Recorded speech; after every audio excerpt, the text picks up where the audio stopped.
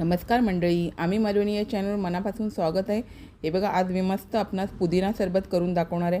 उन्हाळा स्पेशल पुदिना सरबत आपल्या आरोग्यासाठी एक नंबर असतं। जसे की पुदिना पचनक्रियेस सुधारण्यास सुद्धा मदत करतं, गॅस आणि अपचन कमी करते, तोंड आपलं ते ताजेतवाने ठेवते, एनर्जी आणि सर्दी कमी करण्याचं पण काम पुदिना करते, त्वचेसाठी पण फायदेशीर आहे, डोकेदुखी कमी करते। पुदिना चटणी सरबत किंवा इतर पदार्थामध्ये आपल्याला पुदिन्याचा वापर करता येतो। आता ही मी पुदिन्याची पानं स्वच्छ अशी साफ करून व्यवस्थित असे धुवून पुन्हा नंतर त्यातलं पाणी निथळून देऊन आपल्याला ही पुदिनाचं वाटून घ्यायचं आहे। बघा, पुदिन्याचा वापर तुम्ही चिकन मटणामध्ये जरी केला तरी हिवसपणा असतो ना, तो कमी होतो।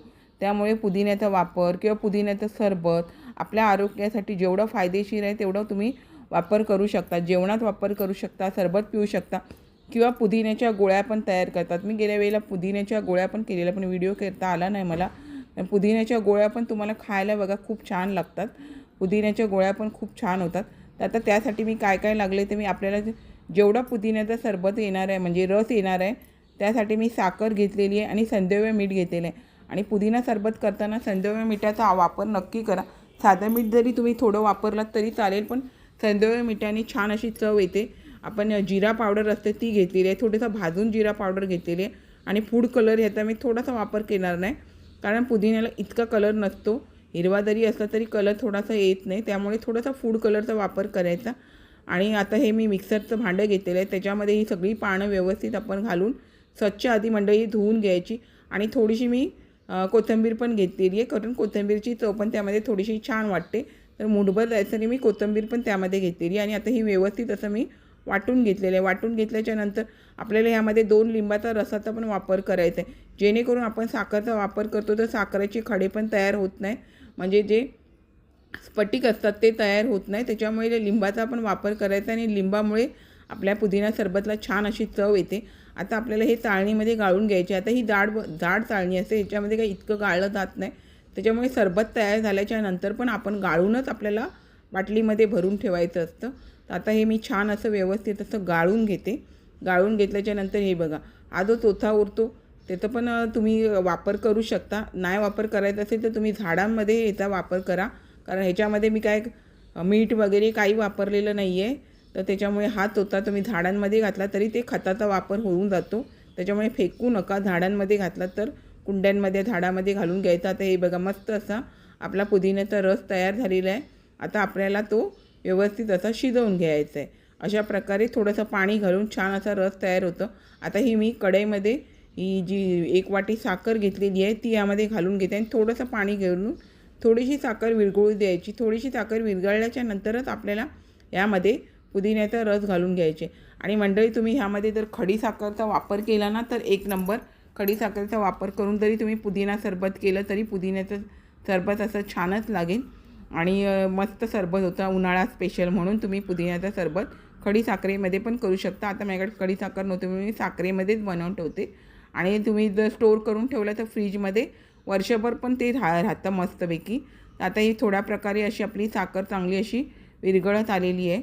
आता थोडी जरी विरघळली तर त्यामध्ये आपल्याला थोडं थोडं करून आधी पुदिन्याचे सरबत असतं, ते केलेला रस असतो तो यामध्ये घालून घ्यायचा आहे, कारण फटकन एकदम घातलं तर अंगावर उडण्याची शक्यता असते।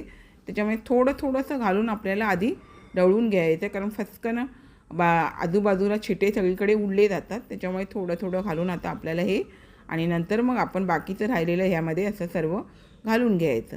आता हे बघा, मी आधी थोडं घातलं, त्याच्यानंतर बाकीचं सर्व घालून घेतलं आणि आपल्याला आता हे व्यवस्थित असं ढवळून घ्यायचं आहे। आणि मंडळी, जसं तुम्ही ह्यामध्ये साखर घातलेली आहे आणि तुम्हाला जर हे सरबत बनवता जरी जास्त घट्ट झालं नाही तर तुम्हाला वाटलं की बाबा हे पातळच राहते, तर नाही, थोड्या दिवसांनी आपलं हे सरबत आहे ना व्यवस्थित असं घट्ट होऊन जातं।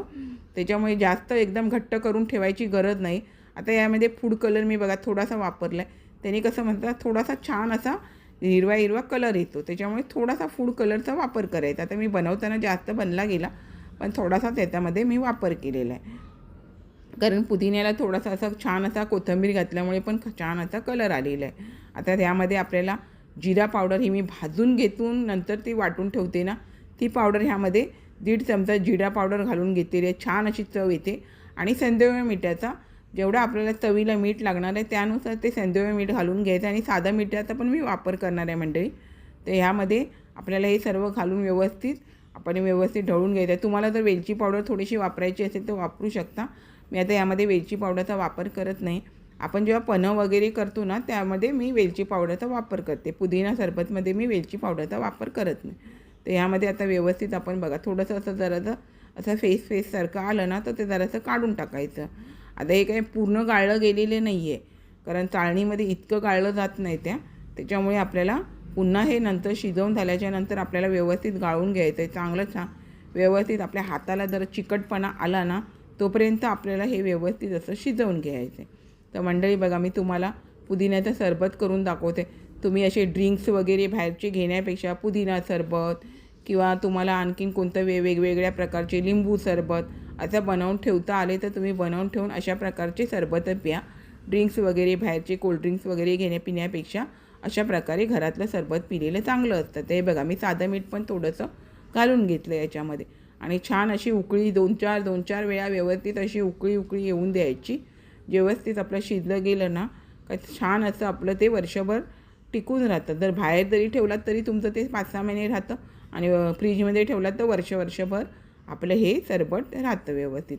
आता हे बघा यामध्ये थोडासा चिकटपणा आला तर व्यवस्थित आपला चिकटपणा आल्याच्या नंतर यामध्ये साखरेचे कण तयार होऊ नये म्हणून आणि चांगली चव येण्यासाठी आपल्याला ह्यामध्ये 2 लिंबाचा रस मी यामध्ये घालून घेतला आहे. तुम्ही सरबत बनवताना तुम्हाला जर आणखीन वाटलं बाबा आपल्याला लिंबाचा रस यामध्ये अजून जास्त वापरायचं आहे तर सरबत बनवताना पण तुम्ही यामध्ये घालू शकता. छान असं आता आपण हे थंड झाल्याच्या नंतर हे बघा मी पुन्हा एकदा गाळून घेतलेलं आहे. त्याच्यामध्ये जे राहिलेले कण वगैरे असतात ते पूर्ण निघून जातात आणि मग आपल्याला बाटलीमध्ये भरून ठेवायला सोपं पडतं. आता ह्याचं मी करून घेतलेलं आहे त्याचं मी तुम्हाला सरबत बनवून दाखवते. आता ह्या 2 ग्लासामध्ये मी 1 चमचा आणि दुसऱ्या ग्लासामध्ये 1 चमचा असं करून सब्जाच्या बीने कसं चांगलं आता आपल्या सरबत पियायला थोडीशी मज्जा येते. त्याच्यामुळे सब्जाचं बी घालून घेतलं आणि 1 चमचा बघा मी ह्यामध्ये फक्त 1 चमच्याचा वापर केलेला आहे. जास्त सरबत घालायची गरज नाही बघा. 1 चमचा घातला तरी मस्त असं गोडीला येतं. आणि हे बघा आपण ह्यामध्ये पाणी ओतून घ्यायचं. तुम्हाला थंड पाणी जर आवश्यक असेल तर तुम्ही थंड पाण्यामध्ये पिया. मी आता हे साध्या पाण्याचा वापर करते. बर्फ वापरायचा असेल तर बर्फ वापरा. गरमीमध्ये जास्त करून लोक बर्फ वापरतात, त्यांना बर्फाची सवय असेल त्यांनी बर्फ वापरा. आणि मस्त असं सजावट करून मी तुम्हाला हे दाखवलेलं आहे. नक्की मंडळी अशा प्रकारे आपण ह्या उन्हाळ्या स्पेशलमध्ये आपण हे मस्तपैकी पुदिना सरबत करून प्या. पाहुण्यांना पण द्या आणि आपण पण प्या. मस्त लागतं. एकदा करून तरी बघा आणि मग मला कमेंट करून नक्की सांगा की पुदिना सरबत कसं होतं ते. हे बघा मंडळी छान असं मी आपणास पुदिना सरबत करून दाखवलेलं आहे. अशाच नवनवीन रेसिपी किंवा इतर व्हिडिओसहित मी आपणास कायम भेटतच असते. आपण माझ्या चॅनलला लाईक, शेअर, सबस्क्राईब, हाईप करायला विसरू नका. चला तर आता इथेच थांबते. मस्त खा, स्वस्त राहा. आपण माझे व्हिडिओ पूर्ण पाहता त्याबद्दल मनापासून खूप खूप धन्यवाद. आणि नक्की मंडळी उन्हाळा स्पेशल ड्रिंक्स पिण्यापेक्षा अशा प्रकारे सरबत करून प्या. खूप छान लागतं.